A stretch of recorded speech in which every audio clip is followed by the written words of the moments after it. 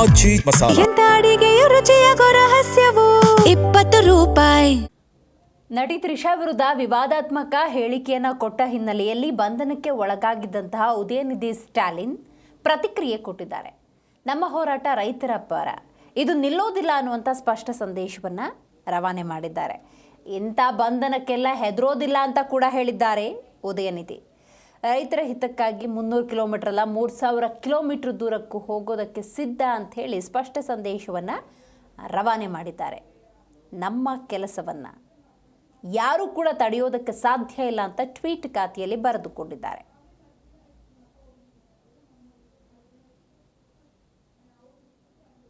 முழுக்க விவசாயிகளுக்காக தான் பேசினேன். நேற்று பேசும்போது சொன்னேன், இந்த அரசு குறிப்பாக இந்த கட்சியை, இந்த தற்கொலை கூட்டமே அவங்களுடைய பாலிசியே வந்து டைவர்ஷன் டாக்டிக்ஸ் தான். முழுக்க ஃபேக் நியூஸு, டைவர்ஷன்.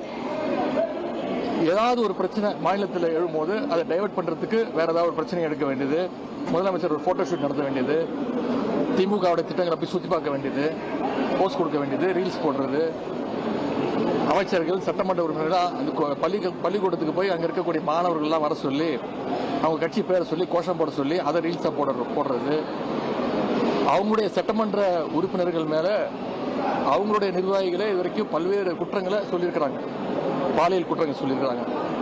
அதற்கெல்லாம் இது வரைக்கும் எந்த நடவடிக்கையும் எடுக்கலை. எல்லாத்துக்கும் ஒரு டைவர்ஷன் டாக்டிக்ஸ் யூஸ் பண்ணுறாரு இந்த அரசு, இந்த முதலமைச்சர். அது மாதிரி இன்னைக்கு நேற்று நான் பேசின பிறகு அது விவசாயிகள் இடத்துல மிகப்பெரிய ஒரு வரவேற்பை பெற்ற பிறகு, விவசாயிகள் இடத்துல மிகப்பெரிய ஒரு எழுச்சி ஏற்பட்ட பிறகு அதை எப்படியாவது டைவர்ட் பண்ணணும். நாளைக்கு சட்டமன்றம் வேற ஆரம்பிக்கும் போது சட்டமன்றத்தில் நிச்சயம் இந்த டாபிக் பேசுவாங்க, எதிர்கட்சி இந்த பிரச்சனை எழுப்போம் அப்படின்னு தெரிஞ்சுட்டு